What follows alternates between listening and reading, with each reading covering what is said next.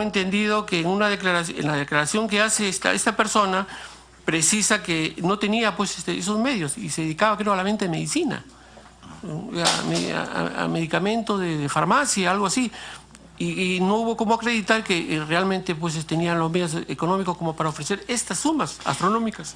A ver, y claro, es su punto de vista, sí, pero yo sí quiero hacer hincapié de que no necesariamente, y según lo dice el mismo artículo 398, se tiene que efectivizar, sino que también ofrecer o prometer. Y para ofrecer o prometer, no necesariamente es una condición sine qua non de que yo tenga las condiciones económicas para ofrecer. Yo no puedo tener las condiciones económicas, pero ofrezco. Y el solo ofrecer hace que yo ya caiga en este delito. Prometer u ofrecer. Por eso la pregunta es, si usted considera que para la consumación del delito de cohecho activo específico, en el supuesto de ofrecer una ventaja económica, se requiere que el sujeto activo que realiza la conducta delictiva debe encontrarse en capacidad económica de cumplir con su ofrecimiento. Usted nos ha contestado que sí, ¿no es cierto? Sí, sí. Okay.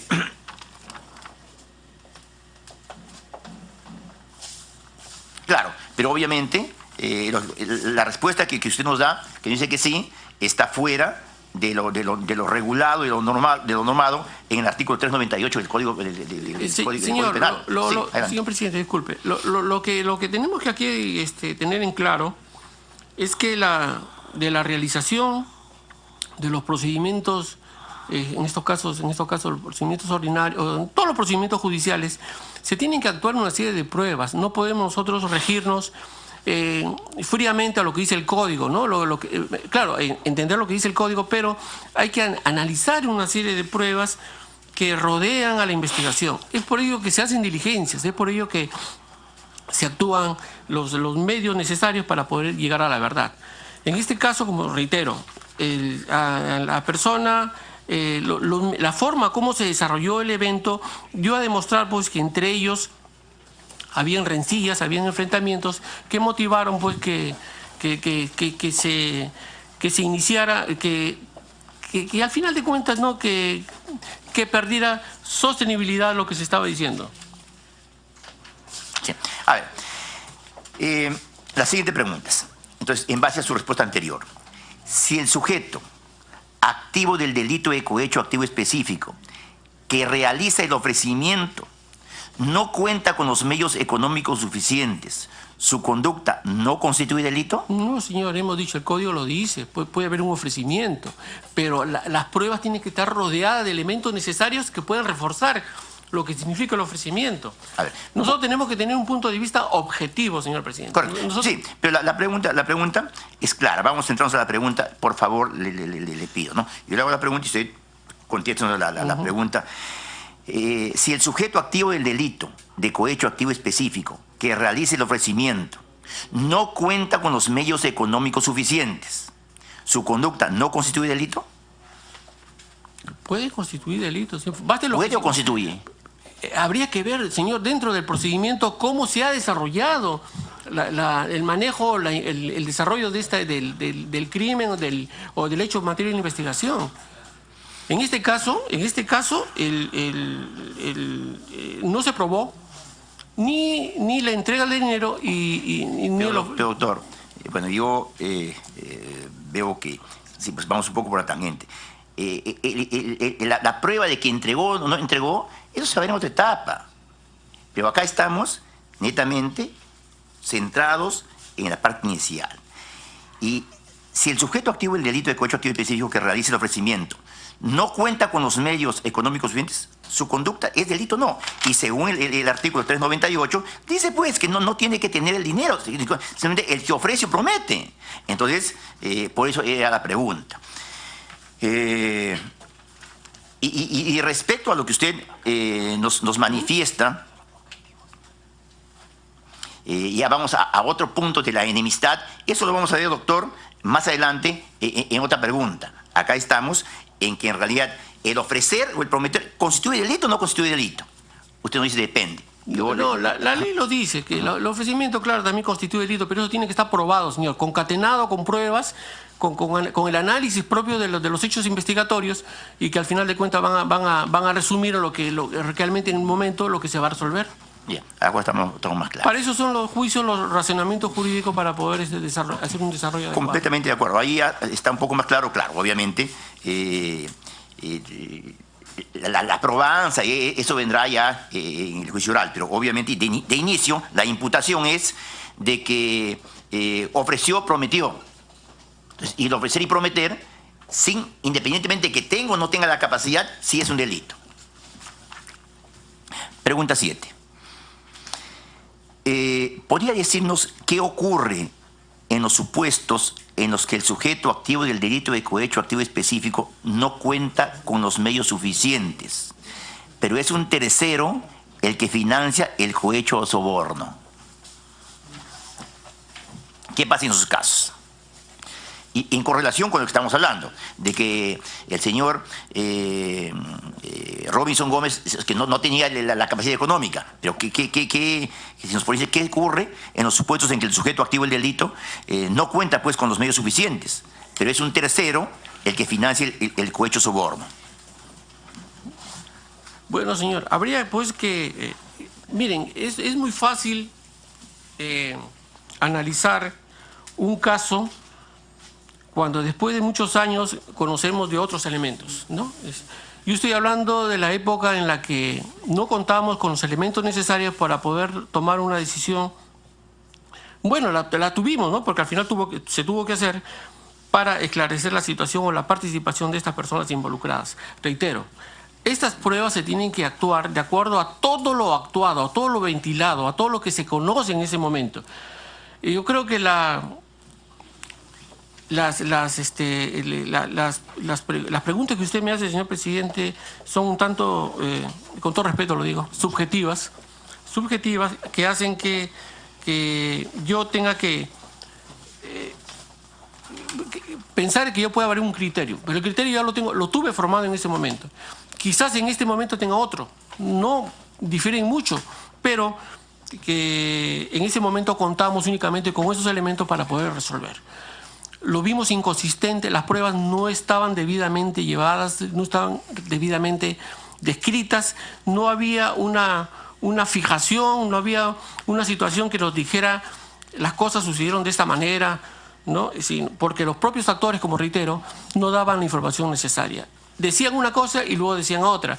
Se retractaban, como ustedes saben, en una denuncia, y luego se cuestionó inclusive la capacidad económica de este señor, de este señor involucrado, Jorge Ávila, y luego se acreditó pues que tenía medios, ¿no? que al final podía haber construido o podía haber realizado la construcción que realizó con la venta de su chacra, en fin, ¿no? Algo así.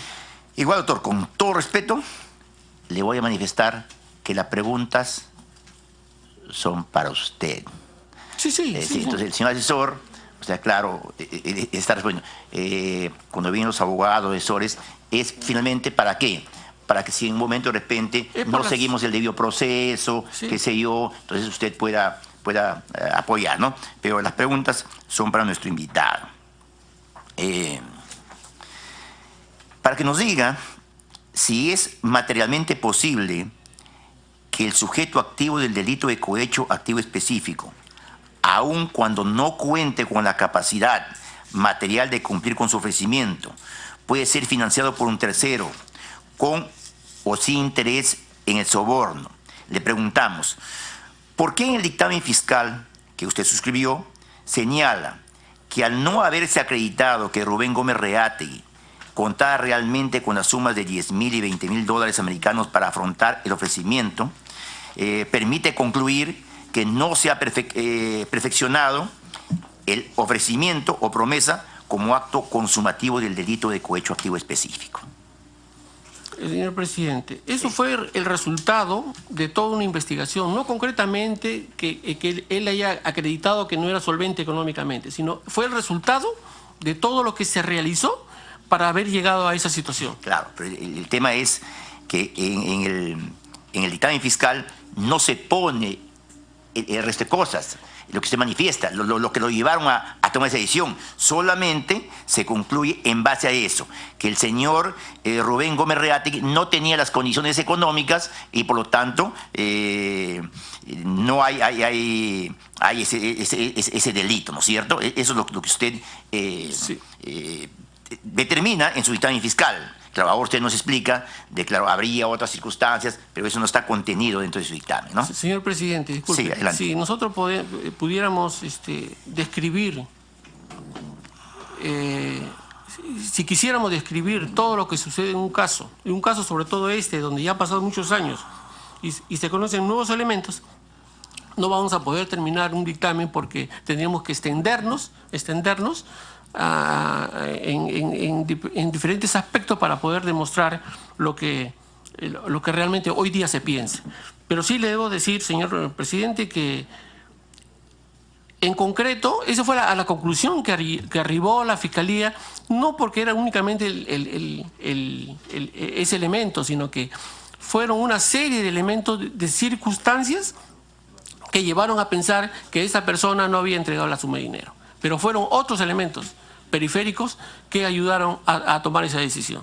Bueno, lo cual no está contenido, como digo, y yo no estoy pidiendo, doctor, que los hechos que ahora se conocen haya sido obviamente materia de este dictamen, obviamente que no, pero los elementos que ahora usted nos comenta, sí, esos momentos eran situaciones que ya se conocían y que no han sido consignados en el dictamen fiscal. La pregunta adicional.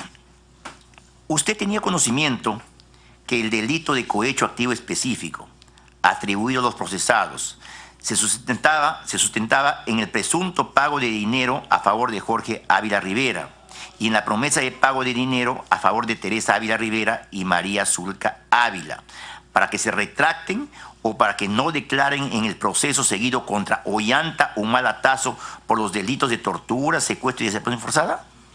Por supuesto. ¿Usted sí conocía? Así es. Ok. En ese contexto, si el señor Ollanta Humala-Tazo era procesado por los delitos de tortura, secuestro y desaparición forzada, y usted estuvo a la vista y opinó sobre el proceso por el delito de cohecho activo específico, sustentado en el presunto pago a testigos, para que no declaren o se retracten de su denuncia contra Ollanta Humala-Tazo, le preguntamos, con independencia de si se acreditó o no la responsabilidad penal de los procesados, ¿usted analizó el móvil que habrían tenido Amílcar Gómez Amasifuen y Robinson Gómez Reategui para pagar u ofrecer dinero a los testigos del caso Madre Mía para que se retracten sus denuncias? Se conocía de la imputación básica, era pues de que se habría ofrecido dinero para que se retracten, precisamente para acallar, ¿no? estos hechos que habrían ocurrido en Madre Mía. Nos dice su respuesta afirmativa. Sí. Sin embargo, durante el proceso no se analizó cuál habría sido el móvil de los procesados Amílcar Gómez Amasifuen y Robinson Gómez Reategui para sobornar a los testigos del caso Madre Mía. En su caso, el fiscal supremo tampoco lo hizo en su dictamen. Señor, sí, adelante. Quiero aclararle, nosotros, el proceso fue únicamente por el pago de los supuestos sobornos o los suma de dinero para que se retracten. Nosotros no incidimos mucho en la investigación del señor Ollanta Humala, nosotros no investigamos los hechos que habrían ocurrido en esta zona de Madre Mía, ¿no? Yo recién me he enterado de las cosas que han sucedido allí. Aquí lo que nosotros investigamos era el pago. Claro. El pago para que se retracten o para que callen o de alguna manera cubran esto que hoy día se sabe. Claro, pero permítame. Pago, pero ¿para que callen qué?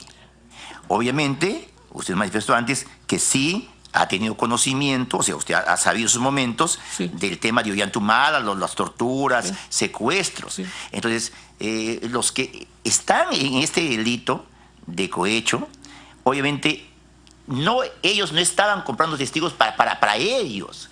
Era para, finalmente, desacreditar una investigación que había respecto a Ollanta Humala-Tazo. Que yo no la veía. Así es. Pero un momentito, no la vio, pero perdón. A ver, si estamos viendo que alguien compra testigos, entonces, ¿para qué compra testigos? ¿En el aire, por gusto? ¿O compra testigos para finalmente un delito tan grave de esa humanidad, finalmente que no sea investigado? Ese es el tema, creo que es central de todo esto. El tema central es lo que hoy día se conoce, pero en ese tiempo no. En ese tiempo lo que se trataba era de callar testigos sobre temas que la Fiscalía en ese tiempo, yo no conocía ese tema. Doctor, discúlpeme. No era materia de la... Discúlpeme. Sí. Ya Ollanta Humala había sido sindicado por Jorge Ávila Rivera de que lo secuestraron a él, a Benigno Zulca, su cuñado, y a su hermana, y a los dos los mataron y él se escapó. Eso es la denuncia central. Y para callar eso, justamente se da la compra de testigos. O sea, no es que no se sabía. Ahora, doctor, obviamente se sabe mucho más casos, pero concretamente eso ya se sabía. Era materia de investigación.